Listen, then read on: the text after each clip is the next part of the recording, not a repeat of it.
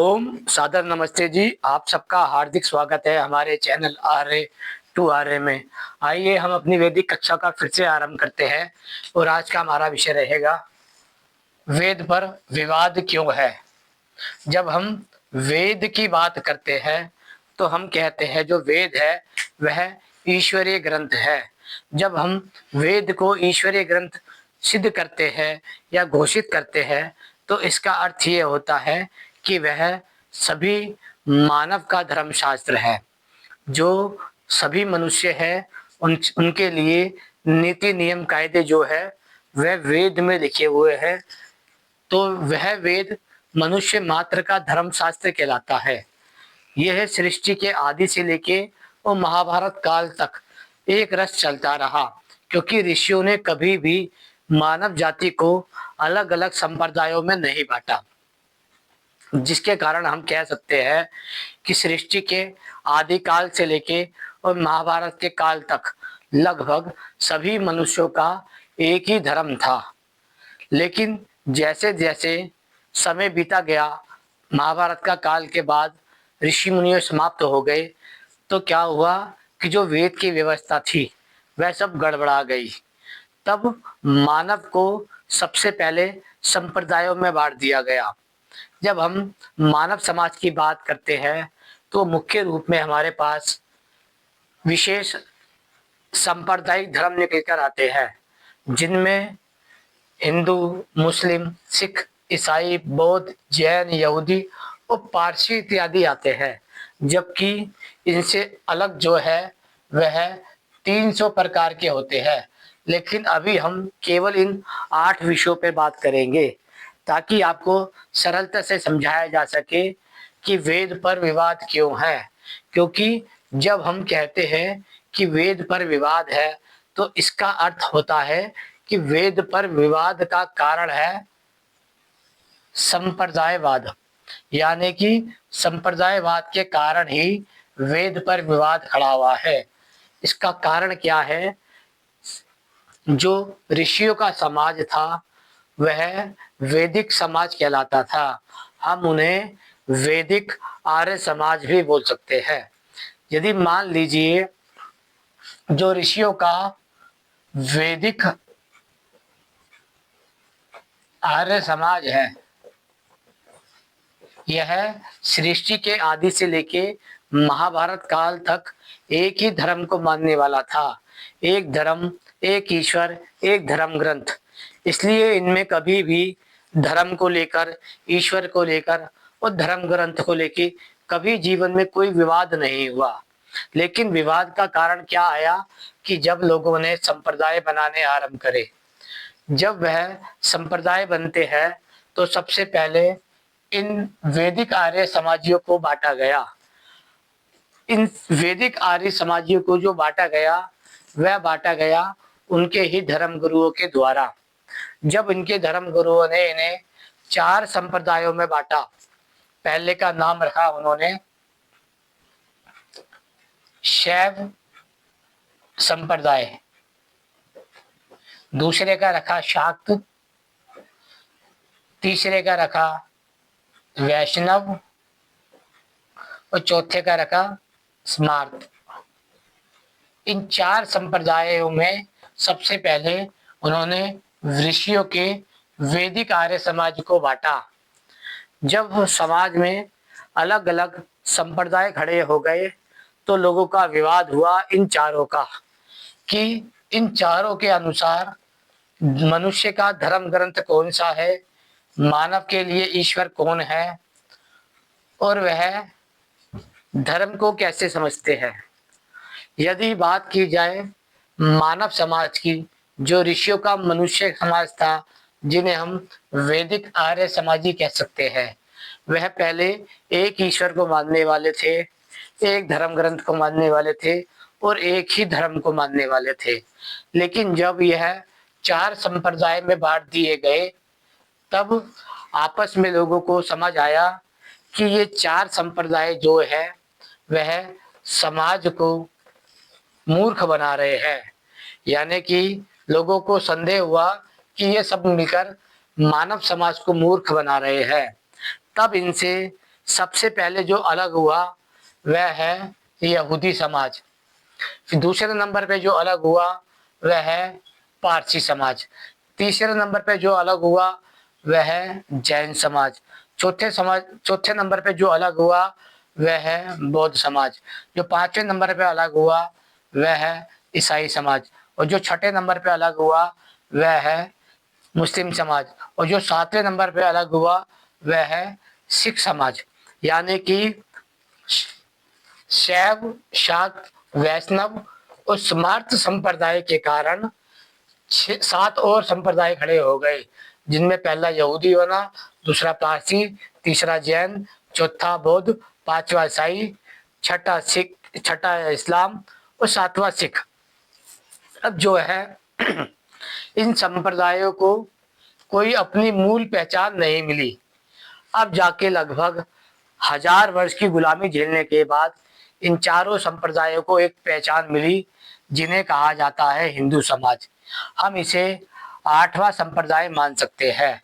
यानी कि लगभग भारत में या विश्व संसार में मुख्य रूप में जो अधिकांश रूप में प्रचलित है वह ये 8 सांप्रदायिक धर्म कहे जाते हैं, जो लगभग इन 300 आंकड़ों के आसपास है। उनमें से ये 8 चुने गए हैं, जिनमें पहला यहूदी है, दूसरा पारसी, तीसरा जैन, चौथा बौद्ध, पांचवा ईसाई, छठा मुस्लिम, सातवां सिख और 8वां हिंदू।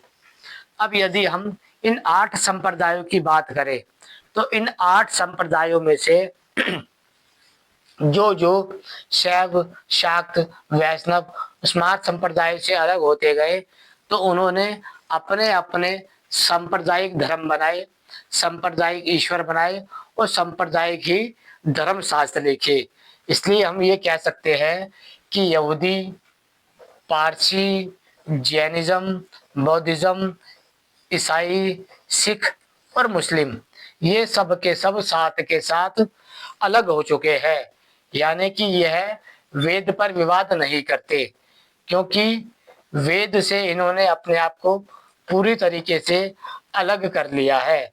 ये मानते हैं जो वेद है वह हमारा धर्म शास्त्र नहीं है, जो वेद है वह हमारा धर्म नहीं है, और जो वेद में बताया गया ईश्वर है वह हमारा ईश्वर नहीं है। इन सभी संप्रदायों ने अपने अपने अनुसार, अपने अपने अनुकूल, अपने अपने ईश्वर गढ़ लिए। यानी कि वेद पर जो विवाद है वह ना ही पारसियों का है, ना ही यहूदियों का है, ना ही जैनों का है, ना ही बौद्धों का है, ना ही ईसाइयों का है, ना ही सिखों का है और ना ही मुस्लिमों का है। अब बचा शेष केवल और केवल हिंदू समाज। हम जिस हिंदू समाज की बात करते हैं वह मुख्य तौर पर 4 धर्म गुरुओं में बटा हुआ है। जो पहले है शैव संप्रदाय के गुरु, दूसरा है शाक्त संप्रदाय के गुरु, तीसरा है वैष्णव संप्रदाय के गुरु और चौथा है स्मार्त संप्रदाय के गुरु। इन चारों को मिलाकर बनता है पौराणिक ब्राह्मण समाज। अब यदि आप इस छोटे से विषय को समझ लेते हैं तो मुझे लगता है कि मुझे विषय समझाने में आपको और भी सरलता हो जाएगी, क्योंकि जब आप विषय को समझ जाते हैं तब ही विषय समझाने का आनंद आता है। अब जब हम कहते हैं कि वेद पर विवाद क्यों है, तो हम कहते हैं वेद पर विवाद का कारण है संप्रदायवाद। संप्रदायवाद के कारण वेद पर विवाद है। यानी कि ये जो 7 प्रकार के संप्रदाय है, जिसमें यहूदी, पारसी, जैन, बौद्ध, ईसाई, सिख और मुस्लिम आते हैं, उन्होंने अपने आप को वेद से अलग कर दिया है और वह वेद को नहीं मानते। इसलिए वह वेद पर कोई विवाद नहीं करते। ना ही उनको वेद के ईश्वर से कोई लेना देना है, ना ही वेद के धर्म से कोई लेना देना है और ना ही वेद की कोई आज्ञाओं से कोई लेना देना है। अब बात बचती है पौराणिक ब्राह्मण समाज की, जो मुख्य तौर पर शैव संप्रदाय है, शाक्त संप्रदाय है, वैष्णव संप्रदाय है और स्मार्त संप्रदाय के धर्मगुरु कहलाते हैं। हिंदू समाज जो है वह मुख्य रूप में इन्हीं समाज के लोगों को अपना धर्मगुरु मानता है, जबकि हिंदू समाज का व्यक्तिगत रूप से कोई धर्म गुरु नहीं है, क्योंकि हिंदू समाज पिछले अपने पूर्वजों की दृष्टि देखेगा, यानी कि वह यदि अपने पूर्वजों की पीढ़ियों को देखेगा तो वह मूलतः वैदिक आर्य समाज कहलाएगा, यानी कि वह ऋषियों का वैदिक आर्य समाज ही कहलाएगा, जिसको वर्तमान में हम हिंदू कहते हैं। इसलिए हमें हम कह सकते हैं कि हिंदू समाज का मुख्य रूप में संसार का कोई धर्म गुरु नहीं है, लेकिन हिंदू समाज अपना धर्म गुरु अपने कर्म कांड के लिए इन चार लोगों को खोजता है, जिनमें शैव संप्रदाय आते हैं, शाक्त आते हैं, वैष्णव आते हैं, स्मार्त आते हैं। इन चारों को मिलाकर ही पौराणिक ब्राह्मण समाज बनता है। ये समाज भारत में पिछले 2 ढाई 3 हजार सालों से अपनी व्यवस्थाएं चला रहा है, जिसके कारण भारत से, या यूं कहा जाए ऋषियों के वैदिक आर्य समाज से, सभी संप्रदायों ने अपना आप को अलग कर लिया, क्योंकि इस पौराणिक ब्राह्मण समाज ने वेद के नाम पर सबसे पहले स्थापित किया है अनिश्वरवाद, दूसरा धार्मिक जातिवाद, तीसरा धार्मिक शिक्षा पे अधिकार, चौथा अवतारवाद, पांचवा जड़ मूर्ति पूजा और छठा वेद। ये 6 व्यवस्थाएं हैं जो इन पौराणिक धर्म गुरुओं ने खड़ी की है, जो मनुष्य से मानवता, धर्म और ईश्वर छीन लेता है, जिसके कारण सभी लोगों ने अपने अपने संप्रदायों को वेद से अलग कर लिया और ये घोषित कर दिया है कि वेद हमारा धर्म शास्त्र नहीं है, वेद का ईश्वर हमारा नहीं है और वेद की आज्ञाओं का हम पालन नहीं करते। हमारा वेद से किसी भी प्रकार का कोई संबंध नहीं है। संबंध किसका है? अब बचा है केवल और केवल हिंदू समाज। लेकिन हिंदू समाज के जो धर्म गुरु है, जो कहते हैं हम हिंदू समाज के धर्म गुरु है, तो वह है पौराणिक ब्राह्मण समाज। इन लोगों ने भी मूल रूप से जो वेद है इससे अपना पीछा छुड़ा लिया है, क्योंकि वेद जो है वह भी केवल और केवल, जो हमने आपको आरंभ में बताया था कि वेद एक ईश्वरीय ग्रंथ है। जब हम वेद की बात करते हैं तो वेद हमें हिंदू की दृष्टि से नहीं देखता, वह हमें केवल मानव की दृष्टि से देखता है। जब मानव की बात आती है तो मानव के अंदर मुस्लिम भी आ जाते हैं, सिख भी आ जाते हैं, ईसाई भी आ जाते हैं, बौद्ध भी आ जाते हैं, जैन भी आ जाते हैं, यहूदी भी आ जाते हैं और पारसी भी आ जाते हैं।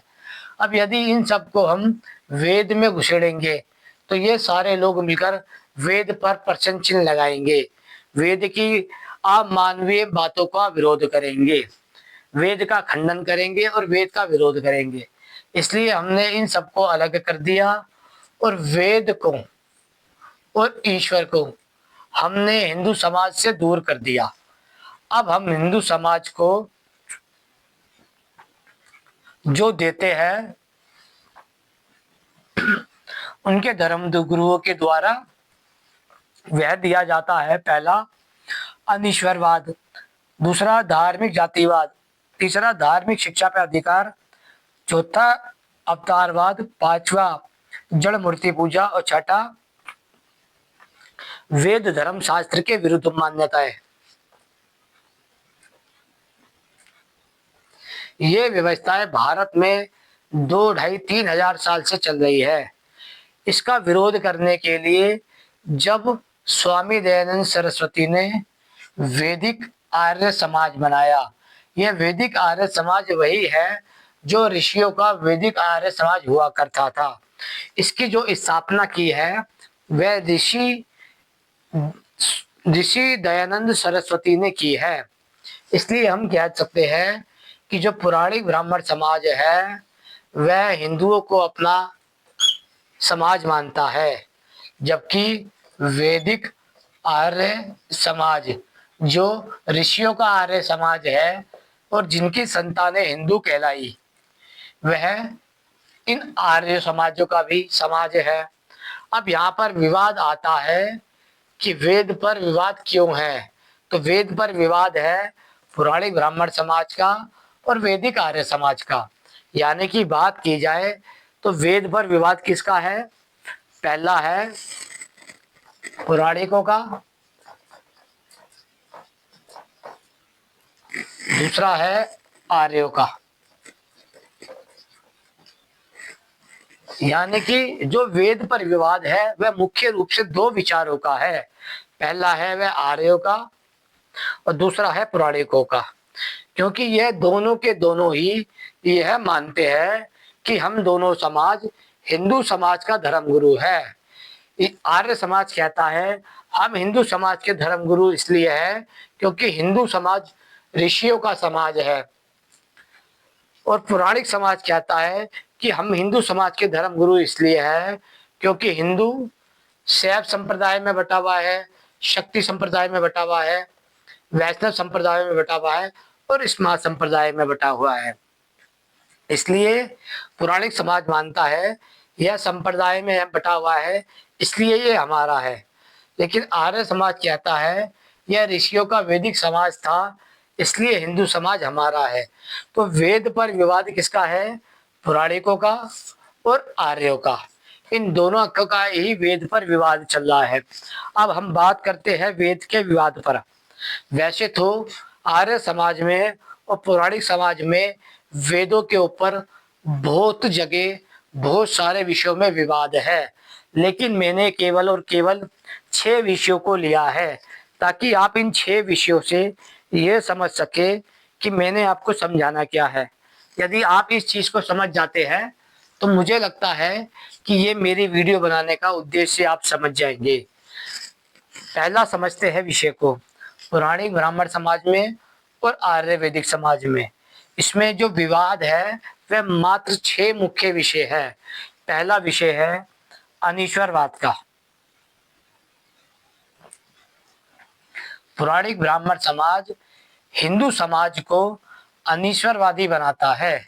यानी कि वह सृष्टिकर्ता जिसने इस संसार की रचना की है, जो इसका पालन करना है, जो इसको यथावत चला रहा है, जो इसके नीति नियम कायदे देता है, वह उस ईश्वर के नाम पर अनेक ही प्रकार के 33 करोड़ देवी देवताओं को खड़ा कर देते हैं, जिनमें वह राम, कृष्ण, हनुमान, भद्र, शनि, राहु, केतु, गणेश, लक्ष्मी, पार्वती, सरस्वती, दुर्गा, संतोषी, अनेक प्रकार के 33 करोड़ देवी देवताओं को खड़ा कर देते हैं।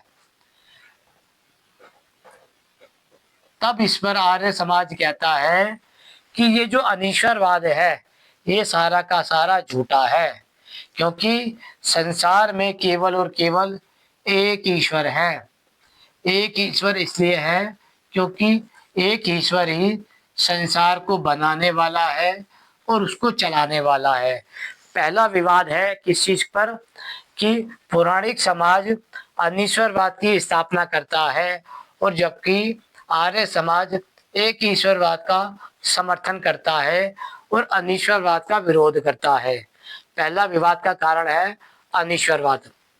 दूसरा आता है धार्मिक जाति व्यवस्था। यानी कि पौराणिक समाज कहता है कि वेदों में हमें जातीय व्यवस्था दी है, जिसके कारण हम जन्म से वेदों पे अधिकार कर लेते हैं। हम जन्म से ब्राह्मण हो जाते हैं। हम जन्म से जन्मना जाति व्यवस्थाओं को मानते हैं। इसलिए वह ये कहते हैं कि अनीश्वरवाद की व्यवस्था वेद ने दी है और धार्मिक जातिवाद भी वेद ने दिया है। फिर आर्य समाज इसका विरोध करता है। आर्य समाज कहता है कि जातिवाद वेद ने नहीं दिया, लेकिन पौराणिक ब्राह्मण समाज कहता है कि अनीश्वरवाद भी वेद ने दिया है और धार्मिक जातिवाद भी वेद ने ही दिया है। जबकि आर्य समाज इसका विरोध करता है, खंडन करता है, विरोध नहीं करता, खंडन करता है। फिर तीसरा आता है धार्मिक शिक्षा पर एक अधिकार। पुराणी ब्राह्मण समाज कहता है कि वेद जो है, जिसे हम ईश्वर की वाणी कह रहे हैं वेद, उस पर पुराणी ब्राह्मण समाज का जातीय एक अधिकार है। इसका विरोध आर्य समाज करता है। आर्य समाज कहता है कि वेद ईश्वरीय ग्रंथ है, इसलिए वेद पर मानव का अधिकार है।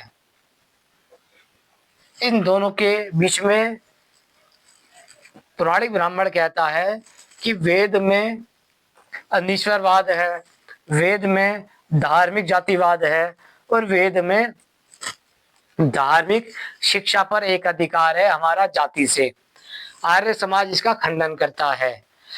चौथा विषय आता है अवतारवाद। जब अवतारवाद की बात आती है तब पुराणिक ब्राह्मण समाज कहता है कि वेद में अवतारवाद का समर्थन हुआ है। हम मानते हैं कि राम जी, कृष्ण जी, ब्रह्मा, विष्णु, शिव जी, यह सब ईश्वर के अवतार है और हम इन सबको मानते हैं। जब आर्य समाज कहता है कि अवतारवाद मिथ्या है, झूठा है, हम इसका खंडन करते हैं। अब पांचवा विषय आता है जड़ मूर्ति पूजा का।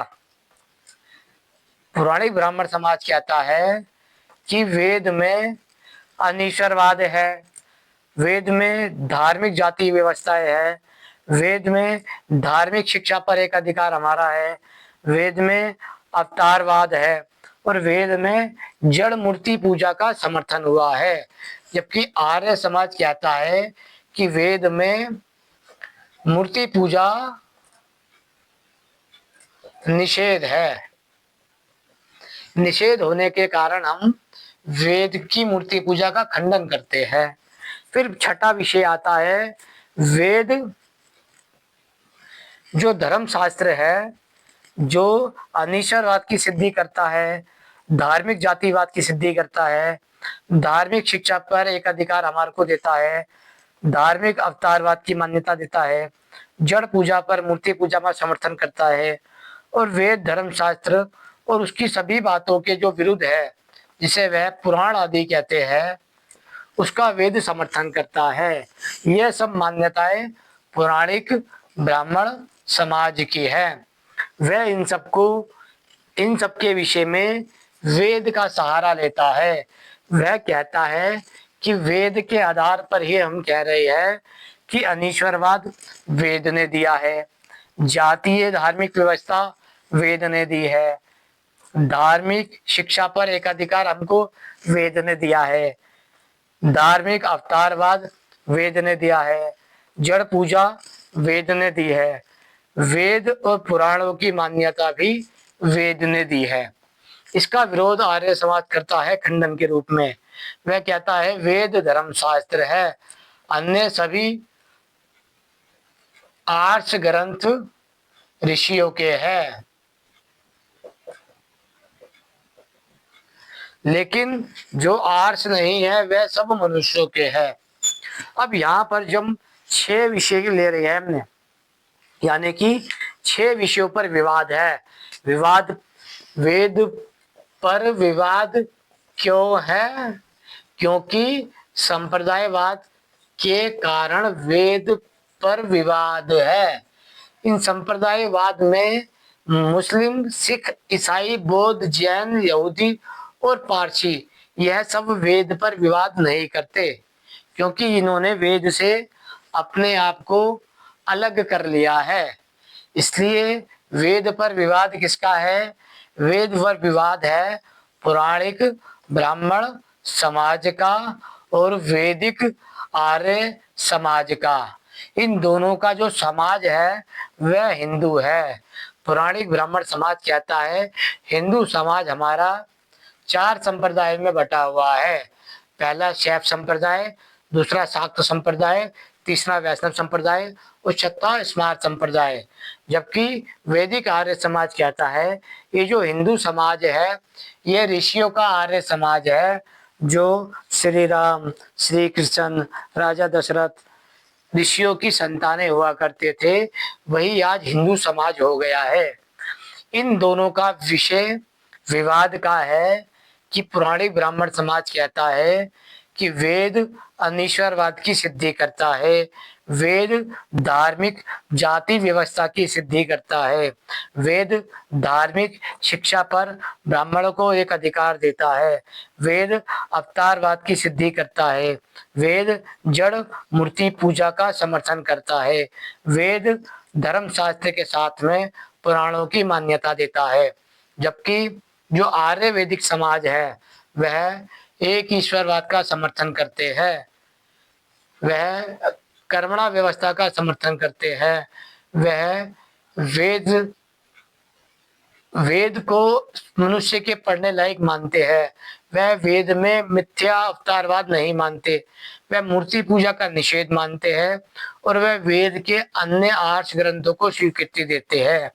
अब जब इन दोनों समाजों का आपस में विवाद है तो इस विवाद का समर्थन, इसका प्रभाव क्या पड़ता है हिंदू समाज पे, वह बात करते हैं। मान लीजिए कि जो पौराणिक ब्राह्मण समाज है और जो वैदिक आर्य समाज है, इन सबका मुख्य समाज है हिंदू। यानी कि यह दोनों ही आपस में झगड़ते हैं, लड़ते हैं, बहस करते हैं कि हम हिंदू समाज के धर्म गुरु हैं। अब यदि ये भी सच्चा धर्म गुरु है और ये भी सच्चा धर्म गुरु है, तो फिर दो सच्चे धर्म गुरु हैं, तो इसका मतलब तो यही होता है कि ये दोनों सही कह रहे हैं। और यदि किसी समाज के दो धर्म गुरु होते हैं तो इसका अर्थ होता है या तो ये भी झूठा है या तो ये भी झूठा है। अब यदि ये दोनों के दोनों आपसी मतभेद को खत्म कर ले तो इसका समाधान निकल जाएगा। या फिर जो पौराणिक पौराणिक ब्राह्मण समाज है वह वेद के आधार पर वैदिक आर्य समाज का विरोध करे खुलकर, या फिर वैदिक आर्य समाज वह पौराणिक ब्राह्मण समाज का खुलकर विरोध करे। क्योंकि जब तक वैदिक आर्य समाज खुलकर पौराणिक समाज का विरोध नहीं करेगा और जब तक पौराणिक ब्राह्मण समाज खुलकर आर्य समाज का विरोध नहीं करेगा, तब तक हिंदू समाज किसके आज्ञा का पालन करे, वह मत का भ्रमित हो जाएगा। इसलिए हिंदू समाज जो आज अनेक अनेक संप्रदायों में धर्म छोड़कर भाग रहा है, उसका यही कारण है कि हम अभी तक एक मत नहीं हो पाए हैं। इसलिए जो हिंदू समाज है वह ही मुस्लिम बनता है, वह ही सिख बनता है, वह ही ईसाई बनता है, वह ही बौद्ध बनता है, वह ही जैन बनता है, वह ही यहूदी बनता है और वह ही पारसी बनता है। क्योंकि हिंदू समाज अपने धर्म के विषय में नहीं जानता, अपने धर्म शास्त्र के विषय में नहीं जानता, अपने सृष्टिकर्ता ईश्वर के विषय में नहीं जानता। क्यों नहीं जानता? क्योंकि वैदिक आर्य समाज ये भी अपने आप को इसका धर्म गुरु कहता है, पौराणिक ब्राह्मण और समाज यह भी इसको अपने आप का धर्म गुरु कहता है। अब एक समाज के दो धर्म गुरु नहीं हो सकते, या तो ये है दोनों के दोनों ही झूठे सिद्ध हो जाते हैं या फिर ये दोनों के दोनों ही सच्चे सिद्ध हो जाते हैं। अब इसका समाधान तो वैदिक आर्य समाज को और पौराणिक ब्राह्मण समाज को बैठकर कर लेना चाहिए कि सच्चा समाज ये है या सच्चा समाज ये है। यदि ये झूठा है तो इसको अपनी मान्यताएं छोड़ देनी चाहिए, यदि ये झूठा है तो इसको अपनी मान्यता छोड़ देनी चाहिए। इन दोनों को मिलकर हिंदू समाज के भले के लिए कार्य करना चाहिए। क्योंकि यदि हिंदू समाज को आपने कोई सिद्धांत नहीं दिया तो आप हिंदू समाज को नष्ट करने के लिए कार्य कर रहे हैं। यदि आर्य समाज सच्चा है, ईश्वर को मानने वाला है, धर्म को मानने वाला है और वो ये मानता है कि वेद ही ईश्वर का सच्चा धर्म ग्रंथ है, तो आर्य समाज को वेद के विरुद्ध जो कार्य कर रहे हैं, जो अनीश्वरवाद फैला रहे हैं, धार्मिक जाति व्यवस्था फैला रहे हैं, धार्मिक शिक्षा पर एक अधिकार बह करके बैठे हैं, धार्मिक अवतारवाद को मान रहे हैं, जड़ मूर्ति पूजा कर रहे हैं, वेद धर्म शास्त्र के साथ में पुराणों को मान रहे हैं। इन सब का विरोध करना चाहिए। यदि आर्य समाज इनका विरोध नहीं करता है खुलकर, तो ये समझ लेना चाहिए कि आर्य समाज भी केवल और केवल हिंदू समाज को मूर्ख बनाने के लिए कार्य कर रहा है। यदि इतना सा विषय आपको समझ आ जाता है तो आपको सारे विषय समझ आ जाएंगे कि वेद पर विवाद क्यों है। क्योंकि पुरानी ब्राह्मण समाज और वैदिक आर्य समाज इन 6 विषयों पर एक मत नहीं है। पहला है अनीश्वरवाद, दूसरा है धार्मिक जातिवाद, तीसरा है धार्मिक शिक्षा पर एक अधिकार, चौथा है अवतारवाद, पांचवा है जड़ मूर्ति पूजा और छठा है वेद पुराण धार्मिक ग्रंथ है। इन 6 विषयों पर आर्य समाज का विरोध है। यदि उनका विरोध है तो उनको खुलकर विरोध करना चाहिए। यदि विरोध नहीं है तो आर्य समाज को पीछे की ओर हट जाना चाहिए। इन 2 विषयों को खुलकर बोलिए या फिर नहीं बोलिए। आशा करते हैं विषय आपको समझ आ गया होगा। समझ आ गया है तो लाइक कीजिएगा। ओम नमस्ते जी।